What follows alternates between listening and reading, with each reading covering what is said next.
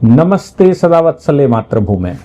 हम लोग बात करने जा रहे हैं, एक विशेष विषय है और विशेष विषय ये है कि भारत में क्या अवैध अप्रवासी या भारत में आने वाले घुसपैठियों को भारत से बाहर निकालने के लिए सरकार क्या क्या कर रही है। आज एक पासपोर्ट का विषय आया। एसआईआर जिस समय हो रहा था तो एसआईआर में यह कहा गया था कि भाई अगर जिसके पास पासपोर्ट है उसको नागरिक मान लिया जाएगा। ये बात बड़े लोगों को हजम नहीं हुई थी और हमें सुप्रीम कोर्ट आए थे और कहा था कि आधार का क्या होगा, पैन कार्ड का क्या होगा, राशन कार्ड का क्या होगा। सुप्रीम कोर्ट ने उस समय यह कहा था कि भाई जिनके पास आधार कार्ड है उनको लिया जा सकता है, प्रीमा फेसाई समझा जा सकता है। केवल नागरिकता इसके आधार पर या पासपोर्ट के आधार पर ही एक्सेप्ट नहीं होनी चाहिए, उसके अलावा भी होनी चाहिए। लोगों को यह लगा था कि पासपोर्ट हमारा एक वैलिड डॉक्यूमेंट हो गया। भारत में वो घुसपैठिए जो कुछ धन से ठीक थे, जिन्होंने घर बना लिए थे, जिन्होंने विवाह कर लिए थे, जिन्होंने सब कुछ ये मैनेज कर लिया था, उन सबको ये लगा कि मेरा पासपोर्ट बन गया है, मैं सुरक्षित हूं भारत में। अब भारत में मेरी नागरिकता यानी कि पासपोर्ट नागरिकता का प्रमाण है, ऐसा उनको लगा था। लेकिन भारत सरकार ने घुसपैठियों को निकालने के लिए जो जो प्रयास किए हैं और उनमें पासपोर्ट को अब डाला है। मैं समझता हूं कि इस लेक्चर को आपको पूरा सुनना चाहिए ताकि बिल्कुल क्लैरिटी हो सके और यह बात क्लियर हो सके कि आखिर भारत सरकार सोचती कैसे है। आज की भारत सरकार घुसपैठियों को निकालने के लिए एड़ी से लेकर चोटी तक का जोड़ लगा रही है और पूरी कोशिश कर रही है कि उनको बाहर किया जाए। पासपोर्ट एक लैकुना था। इसका मतलब यह हो गया कि कोई बहुत हाई लेवल टीम पीछे बैठी हुई है जो इन सब विषयों पर काम कर रही है। क्या पासपोर्ट भारत की नागरिकता का प्रमाण है? विदेश मंत्री ने तो कहा कि नहीं है। अब विदेश मंत्री ने कहा नहीं है तो शिवसेना यूबीटी भड़क गई, कांग्रेस भड़क गई, जावेद अख्तर साहब भड़क गए। भारत के बहुत बड़े बड़े मुसलमान जो अपने आप को राष्ट्रवादी कहते हैं वो सब भड़क गए और उन्होंने कहा ये कैसे बेतुके बयान दे रहे हैं। मैं समझता हूं कि हमारे देश में उनको डिफेंड करने के लिए या उनको करारा जवाब देने के लिए आज इस लेक्चर को जानना बहुत जरूरी है। देखिए, भारत में नागरिकता का प्रश्न क्या है, क्यों आया है? घुसपैठिए हैं। भारत सरकार ने प्रयास क्या क्या किए? भारत सरकार ने पहला प्रयास यह किया कि एसआईआर करवाकर जो नागरिकता के बेस पर एसआईआर यानी कि इलेक्शन कमीशन ने यह किया कि भाई जिनकी एसआईआर में क्वालिफाई हो जाएंगे, जो भारत के नागरिक होंगे वही भारत का वोट बना पाएंगे।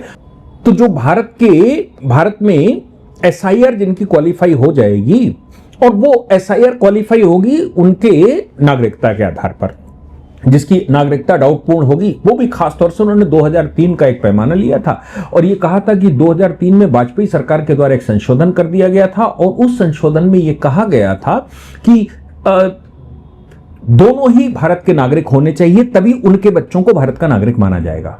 पहले दोनों में से एक भी अगर भारत का नागरिक होता था तो उनके आधार पर उनके बच्चों की नागरिकता बन जाती थी।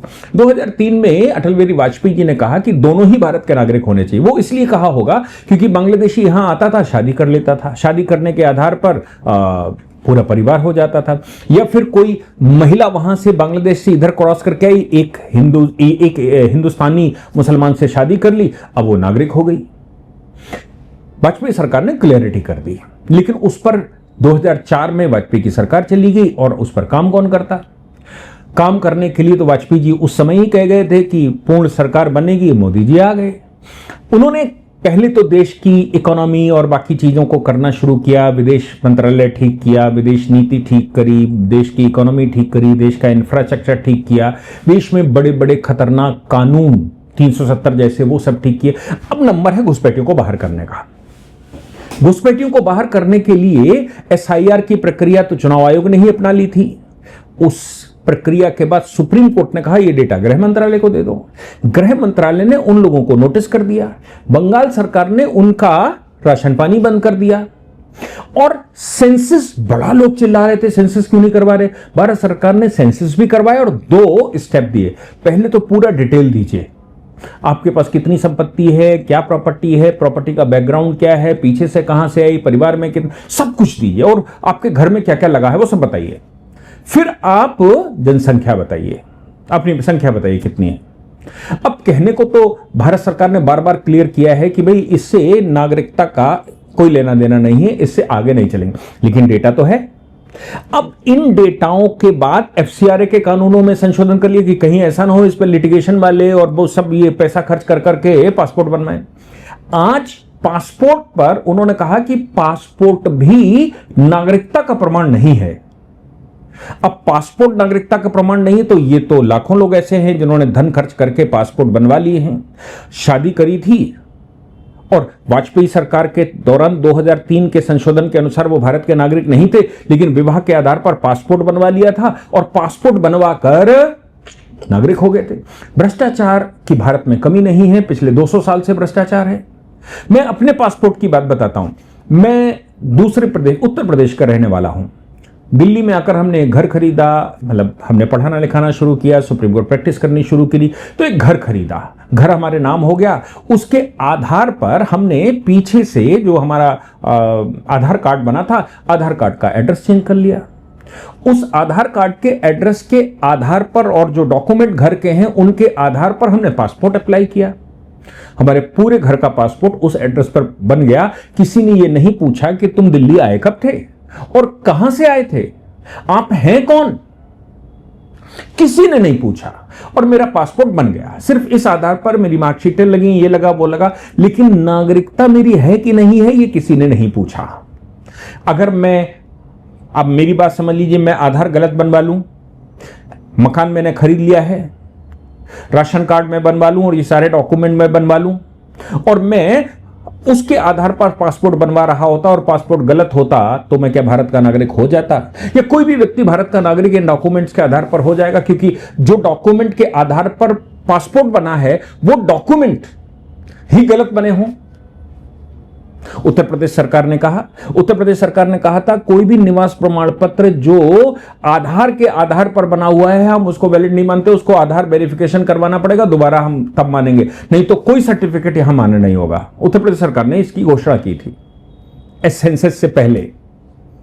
तो सेंसस में हमने एक बड़ा वो किया, एसआईआर में किया और घुसपैठियों को बाहर निकालने के लिए इन्वेस्टिगेशन चल रहा है। सभी जिलाधिकारियों को आदेश है कि आपके एरिया में घुसपैठिए हैं तो उनको चिन्हित करिए, लेकिन वो कहते हैं मेरे पास तो पासपोर्ट है पहले से, क्योंकि मैं रसूखदार व्यक्ति हूं, यहां तो रिलेशन बना लिया था। सरकार ने जब ये कहा कि पासपोर्ट यहां लागू नहीं होगा तो इसका मतलब ये हो गया कि सरकार आज की किसी भी तरह के घुसपैठिए को भारत में देखना ही नहीं चाहती और किसी भी तरह के विदेशी फंड को भी भारत में गलत तरीके से इस्तेमाल होते नहीं देखना चाहती। तो फिर अब ये कानूनी पेच फंसेगा तो हमको समझना चाहिए। पहली बात तो यह है कि भारत में नागरिकता के आधार पर पासपोर्ट बनता है, पासपोर्ट के आधार पर नागरिकता नहीं। यानी कि अगर मेरे पास पासपोर्ट है तो मैं भारत का नागरिक हूं, ऐसा नहीं कहा जा सकता, लेकिन मेरे पास भारत की नागरिकता है तो पासपोर्ट बनेगा। मेनका गांधी के केस में सुप्रीम कोर्ट ने कहा था, सतवंत सिंह के केस में सुप्रीम कोर्ट ने कहा था क्लियर तौर से कि भारत का नागरिक है तो उसको फंडामेंटल राइट है तो उसको विदेश जाने का भी अधिकार है, भारत से बाहर जाने का भी अधिकार है। लेकिन किसको? जिसको भारत की नागरिकता प्राप्त है उसको। लेकिन जिसके पास पासपोर्ट है वो भारत का नागरिक प्रिज्यूम होगा, ऐसा नहीं है। केरल हाई कोर्ट ने इस विषय पर उस समय एक जजमेंट दिया था। शॉक, मतलब वो जजमेंट अपने आप में था जिसने बताया जजमेंट क्या कहता है। केरल हाई कोर्ट का जजमेंट ये कहता है कि हम आंशिक रूप से संकेत तो मिल सकते हैं, मतलब सांकेतिक रूप से तो हम ये कह सकते हैं कि भाई ये भारत का नागरिक है जिसके पास पासपोर्ट है, लेकिन ये फाइनल डॉक्यूमेंट नहीं है। अब ये बात तो क्लियर हो गई कि ये फाइनल डॉक्यूमेंट नहीं। इसके अलावा 1967 में जब ये पाकिस्तान से लोग वापस आ रहे थे, क्योंकि पार्टीशन करवा के पाकिस्तान तो चले गए, फिर हिंदुस्तान को दारुल इस्लाम बनाना है तो वापस ही मार दी इल्लीगल तरीके से, गलत तरीके, क्योंकि नेहरू जी ने समझौता कर लिया था और नेहरू जी के समझौते की वजह से हिंदुस्तान में मुसलमान रोक सकता था तो जो पार कर गए उनको लगा कि हम वापस आ सकते हैं, वो वापस आ गए। वापस आकर ये एक प्रक्रिया थी कि कॉन्स्टिट्यूशन के आर्टिकल 6, 7, 8 में कि भाई आप अगर वापस आए हैं तो वापस आने पर आपको एक अथॉरिटी के सामने प्रेजेंट होना पड़ेगा और ये करना पड़ेगा, तब हम मानेंगे कि आप भारत के नागरिक हैं। नहीं तो आप पाकिस्तान चले गए हैं तो हम आपको भारत का नागरिक नहीं मानते, क्योंकि कॉन्स्टिट्यूशन में आर्टिकल 5 से लेकर 11 तक में यह भी है कि जो व्यक्ति किसी दूसरे देश की सिटीजनशिप ले लेता है वो भारत की सिटीजनशिप उसकी ब्रेक हो जाती है।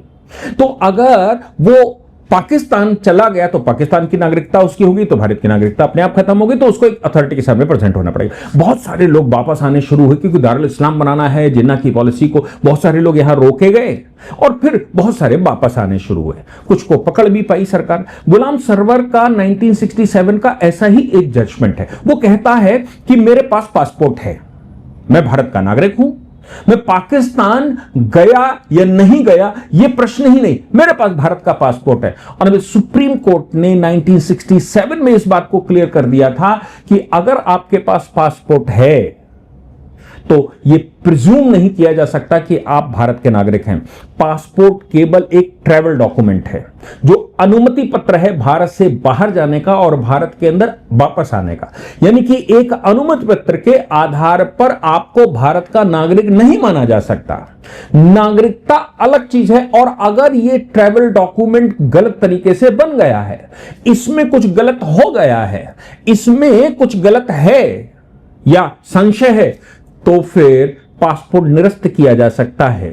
और पासपोर्ट अगर निरस्त किया जा सकता है तो फिर वो सिटीजनशिप की पहचान नहीं हो सकती।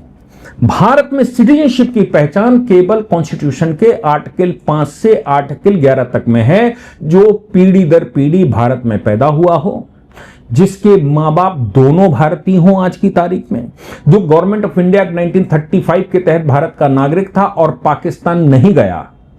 पाकिस्तान गया तो लौटकर आया तो एक अथॉरिटी के सामने प्रेजेंट हुआ और बताया कि मैं क्यों पाकिस्तान गया था। जिसने किसी दूसरे देश की नागरिकता अभी तक स्वीकार नहीं की है, वो ही भारत का नागरिक हो सकता है। ये नागरिकता में कोई प्रमाण नहीं। भारत में नागरिकता का कोई सर्टिफिकेट नहीं बनता, भारत में नागरिकता का कोई डॉक्यूमेंट नहीं बनता। ये तो नेहरू सरकार की बड़प्पन था कि उन्होंने भारत में कोई डॉक्यूमेंट, विश्व के पाकिस्तान सहित विश्व के मोस्टली सभी देशों में उस देश की नागरिकता का एक प्रमाण पत्र बनता है। भारत एक ऐसा महान देश है जिसमें नागरिकता का कोई प्रमाण पत्र नहीं बनता। जन्म के आधार पर भी कोई नया डॉक्यूमेंट नहीं बनता। पहले तो सरकार ने आधार कंपलसरी करके ही लोगों को परेशान कर दिया था, फिर उनको लगा कि नहीं फंस नहीं रहे हैं। फिर सरकार ने एक ट्रिक खेली, उन्होंने कहा जनधन अकाउंट खुलवा लो, पैसे आएंगे, तो लोग भागे बैंकों की तरफ। और यह भी कह दिया कि कोई डॉक्यूमेंट तुम्हारे पास हो वो जनधन अकाउंट खुल सकता है। लोगों ने वो डॉक्यूमेंट जमा किए और जनधन अकाउंट खुलवा लिए। लेकिन वो डेटा सरकार के पास आ गया और वो डेटा के आधार पर आप भारत में हैं ये तय हो गया।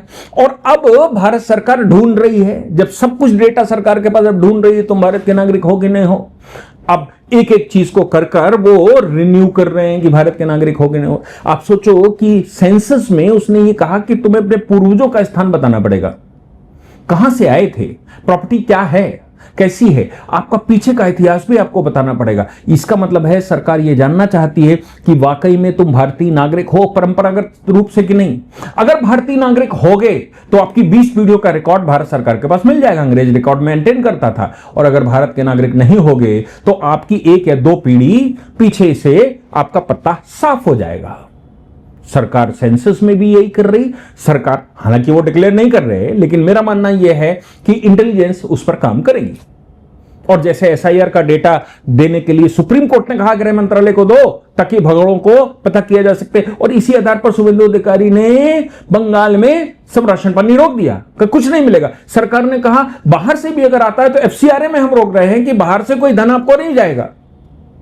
87% धन की ड्रॉप आउट हो गया है और अब तो बहुत कठिन कर दिया है। आप कल वाला मेरा वीडियो देखिएगा तो आपको समझ में आ जाएगा कि वाकई में सरकार क्या स्टेप लेने जा रही।